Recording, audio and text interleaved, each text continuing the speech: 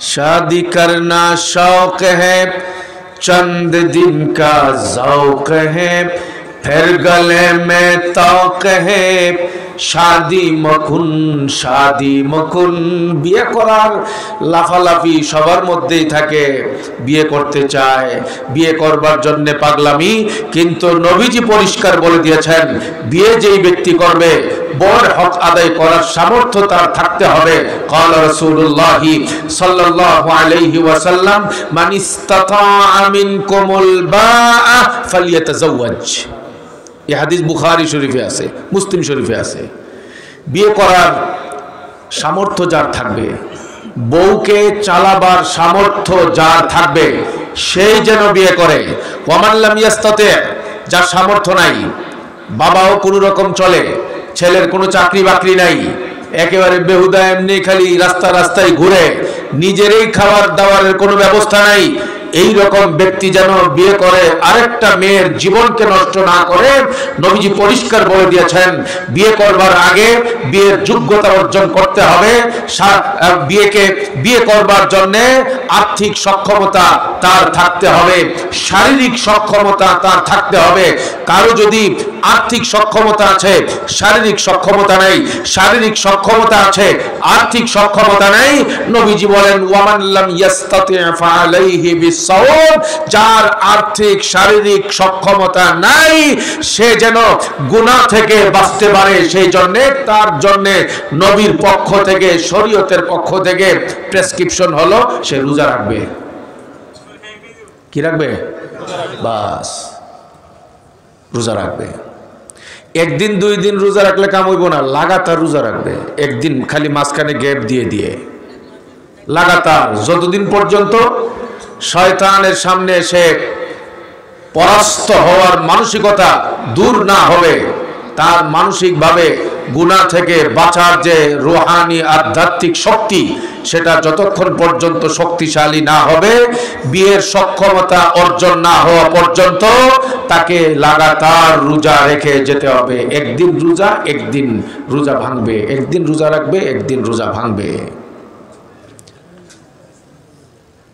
নবীজি বলেছেন, কেউ যদি বিয়ে করে, তার বউয়ের দায়িত্ব তার উপরে যা আসবে এর এক নাম্বার হলো আনতুতইমাহা ইজা তাইমতা, তুমি যখন খাবে তাকে খাওয়ার ব্যবস্থা করে দিতে হবে।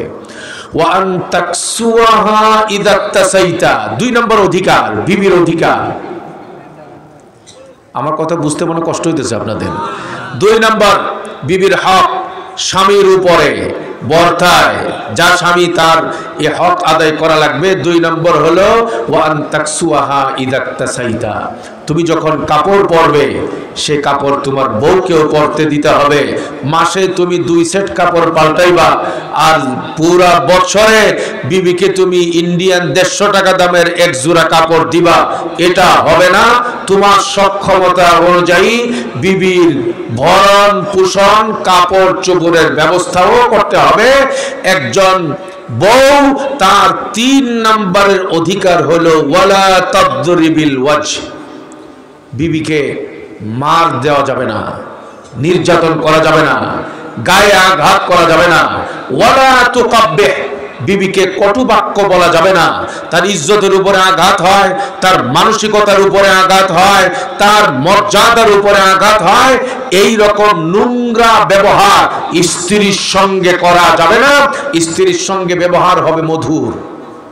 ইসলাম এটা শিখাইছে, ওয়ালা তাদরিবিল ওয়াজ ওয়ালা তুকাব্বিহ।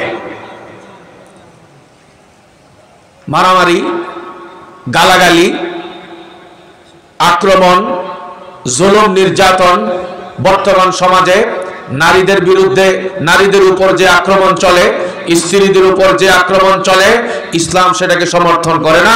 ইসলাম বলছে গায়ে আক্রমণ করা যাবে না, বিশেষ করে কোন অবস্থাতেই চেহারায় চর থাপ্পড় দেওয়া যাবে না। ওয়ালা তাদরিবিল ওয়াজ ওয়ালা তুকাব্বিহ, কটু বাক্য বলা যাবে না। গ্রাম থেকে উঠায়া 3 তলা বাড়িতে আনছি তোরে, তোর বাবা যেখানে থাকতো টিনের ঘর, বাঁশের বেড়া, উত্তরখানে এখন আমার 3 তলা বাড়ি, এই বাড়িতে এখন এসির ভিতরে তুমি থাকো, আন্দাজ বলার তো নাই কোন জায়গা থেকে কোন জায়গায় তুমি আসো।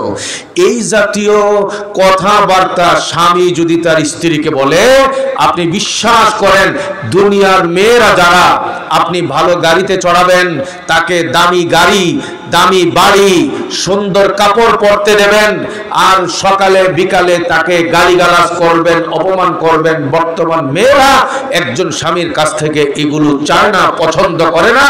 মেয়েরা চায় আমাকে মোটাবাদ দাও, আমাকে অল্প দামের কাপড় পরতে দাও, কিন্তু আমাকে ভালোবাসার ব্যবহার আমাকে দাও, আমার মর্যাদার স্বীকৃতি দাও, আমি যেন তোমার ঘরে গোলাম বান্দি দাসীর মতো হয়ে নির্যাতিত হয়ে না থাকি। সকালে খাওয়াবা, বিকালে খুঁটা দিবা, বিকালে খাওয়াবা, পরের দিন গায়ে হাত তুলবা। এই রকম নির্যাতনের জীবন পৃথিবীর কোন মেয়েরা স্বামীর কাছ থেকে চায় না, পছন্দ করে না, ঠিক কিনা?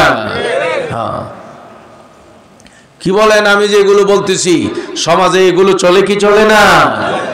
ইসলাম এগুলো পছন্দ করে না, সমর্থন করে না। ইসলাম বলে স্বামী আর স্ত্রীর মধ্যে হবে মহাব্বতের সম্পর্ক।